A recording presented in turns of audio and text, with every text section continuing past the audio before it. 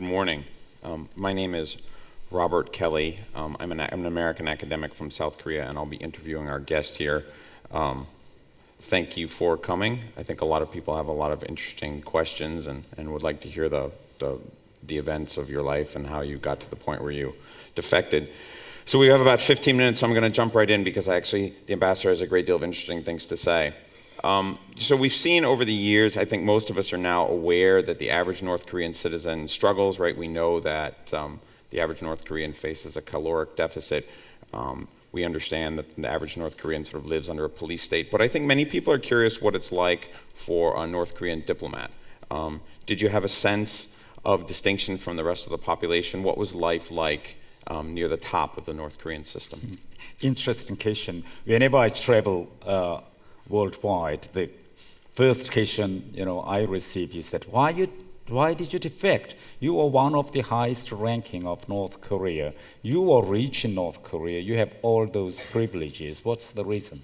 So whenever I have these questions, I defect North Korea for freedom. As a diplomat, I spent some time in Europe. For instance, I served in North Korean embassies in Denmark, Sweden, and my last two service was in London. And whenever I work in those foreign countries, I always took my wife and my two sons with me, and my last post was in London.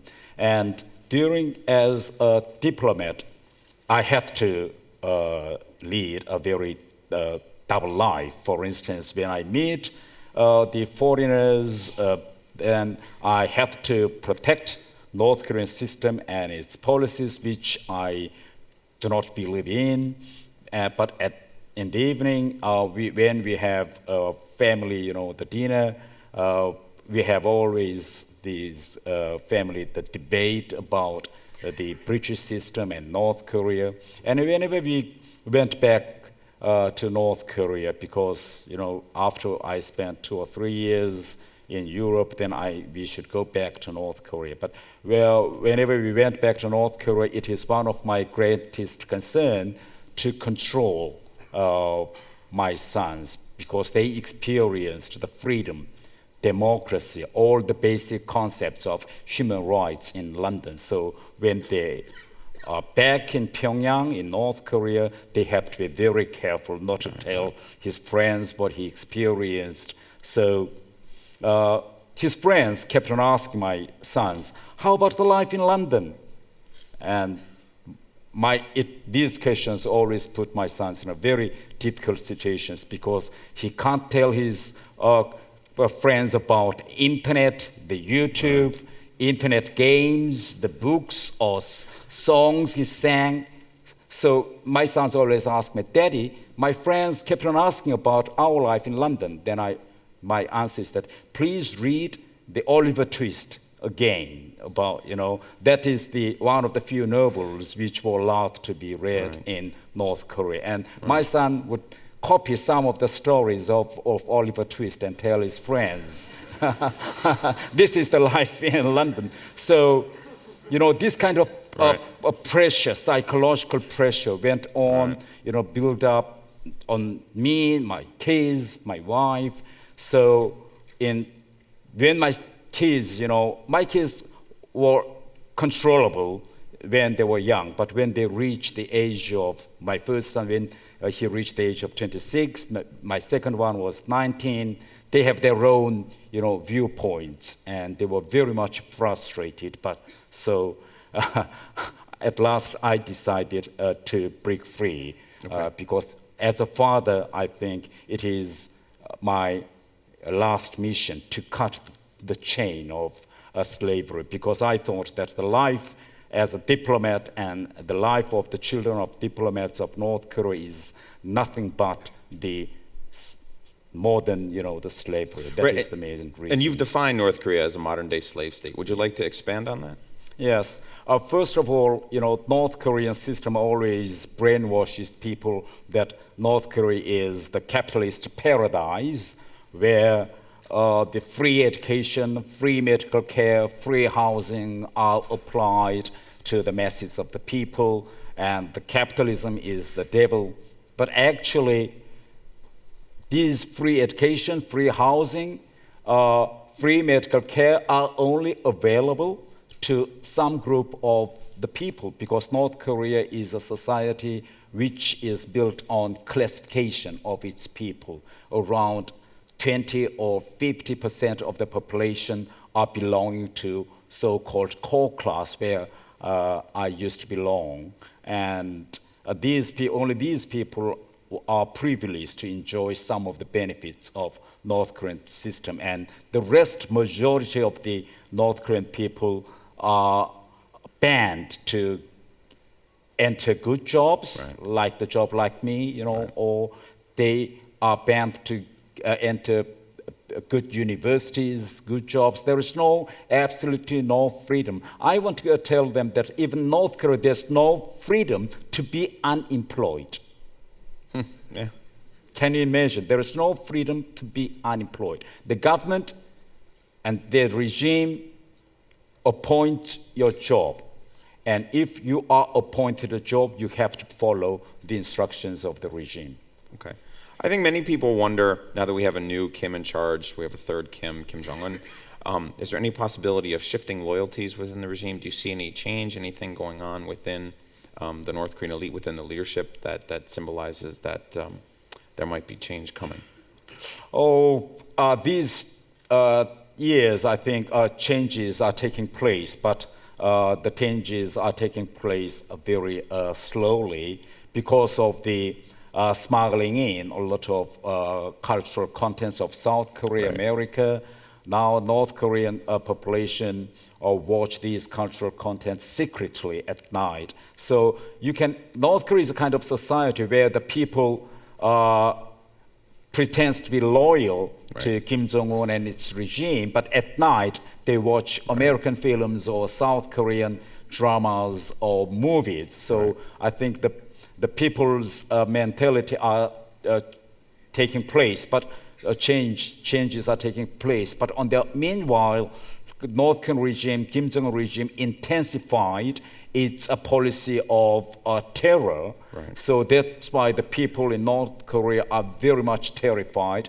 They know quite well that if they stand up or challenge against the system, then they would be immediately sent to prison camps, or if he openly challenged the system, then you could be just, persecuted without any dual trial. So the people are just terrified in North Korea. Can you speak more to, because I think this interests our audience, can you speak more to information entering North Korea and the possibility of change? The Human Rights Foundation has actually worked on this. The Human Rights Foundation has emphasized this idea also, and so have many other human rights campaigners, the idea that if we flood North Korea with information, the preferences of young people as they grow up will sort of slowly bend the regime over time. HRF has supported a flash key campaign to send flash keys into North Korea. So can you speak a little bit more to this idea of information changing? Yes, North Korea has a very peculiar structure of the power where Kim Jong-un, the supreme leader, is regarded as like a god. So the supreme leader, the leader of North Korea, is the god, and after him there is a party's regulation, and after party's regulation there is a constitution. So it's a kind of society which is controlled by one man and a family. And the basic principle which govern North Korea is the North Korea Workers' Party's 10 principle of monolithic ideological the system. But Kim family actually copied this 10 principle of monolithic ideological system from 10 commandments from the Bible. It is exactly the same. They just changed the God to Kim Il-sung and Kim Jong-il. So that's why... Yeah, it's true. Yes, so I think it is very important to smuggle in the outside informations to educate North Korean people that Kim family is not the God. Yes, they are just human beings. The principles they are applying are just the copy of 10 commandments from the Bible. So I think when we educate, of course, the change is very will take place very slowly. But when we can educate and enlighten North Korean population with outside informations, so that if North Korean people can have ability to compare the North Korea with the rest of the world, when they have the sense of comparability, then I think we can make a change inside North Korea. But now current North Korea is totally isolated. Right. Yes. But you told me in our pre-conversations, you told me that the North Korean elite doesn't really believe the ideology. So if the North Korean elite doesn't believe it, and the population also experiences all this new information coming, how does that lead to change inside North Korea? I mean, does everyone at some point kind of agree there's like a social agreement that the ideology is just is a myth, it's just mythology? How does information change North Korea? Like in 20 years, what would all this information flood make North Korea look like?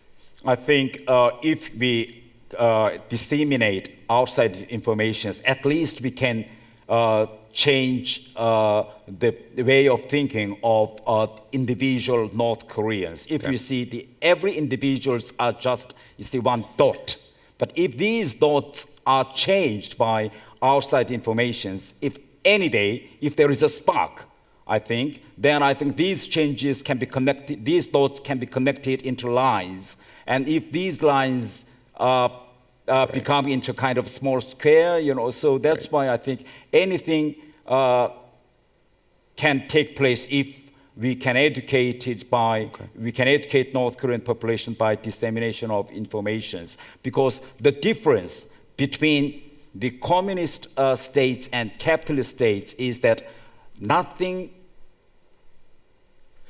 is predictable in communist states, because everything was suppressed by the regime. The people do not open their minds easily, so even the regime do not understand how much frustrated North Korean people are at this moment. So I think the most important thing is to disseminate as much as information. We should smuggle in more and more so that the people must be educated in advance. Okay, we've only got a couple more minutes, so I'd like to ask a little bit about the human rights violations, which I think are pretty well known now. And in the West, the UN released a major report shepherded by Michael Kirby a few years ago that goes into pretty grim detail. I would encourage you all to read at least the précis if you have the time.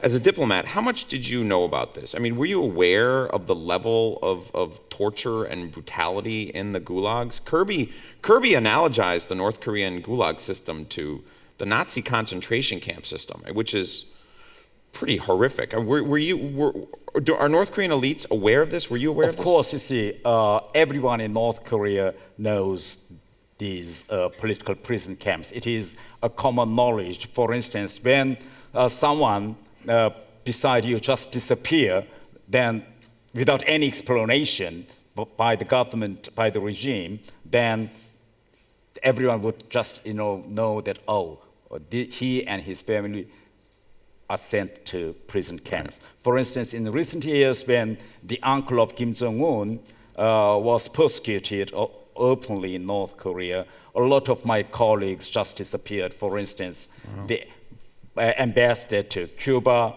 to Malaysia, they were just sent to prison camps because nobody knows where. And my friend, the ambassador to Sweden, ambassador to UNESCO, all of a sudden were called back to Pyongyang and they were expelled from the Ministry of Foreign. So these kind of things are very common, even just beside me. So it's really a universal and common knowledge about the presence of prison camps in North Korea. Is it possible, and I think another thing that a lot of us on the outside are interested in, is it possible for outsiders to pressure North Korea into improving the human rights situation? Right? I mean, there's a huge human rights campaign out there, especially in the West, that looks at North Korea. Lots of groups have looked at this. Amnesty, Human Rights Watch, HRF. Lots of groups have worried about North Korean human rights over the years.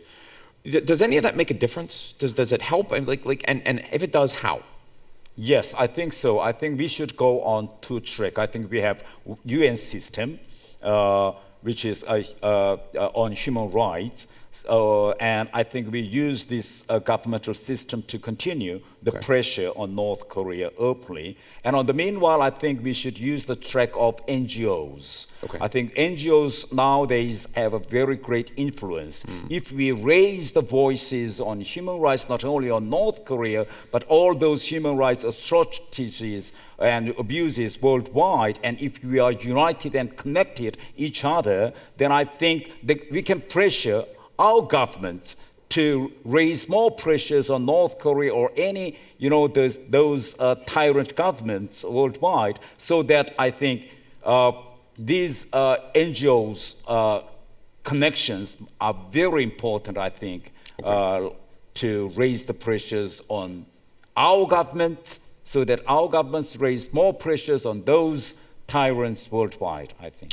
Okay, we got about a minute here. We're over time, so I'm going to take about like 1 more minute to ask you one final question, just about the future, right? So in 10, 20 years, where is North Korea in terms of information, like we talked about, human rights? Will the leadership lighten up? I mean, are we stuck with another long 40-year Kim tyrannical reign, just like the previous 2 Kims? I mean, is there any possibility that this will improve? Can you offer any hope to all of us that I think we're making things better? Thank you.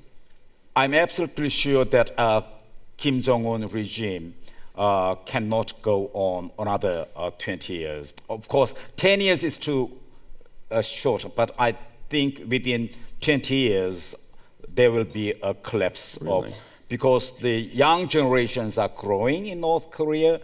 The young generations are not interested in the ideologies, and they are more influenced by outside informations like American and South Korean films and dramas. And now in Northeast Asia, the people are traveling very freely around the world. And at this moment, there are around 100,000 North Korean workers worldwide. So they are traveling from world to North Korea. So these people carry these informations. When they travel to other countries for work, they see the free world and they see the free movement of the people. So this kind of, the knowledges may reach the majority of the people. So that's why I think North Korea will be changed within 20 years. That's we great. Should have a hope. Very optimistic. Well, we really are out of time. Thank you all for coming. Thank you very much. That was fantastic. Thank you. That was wonderful. Thank you. Okay.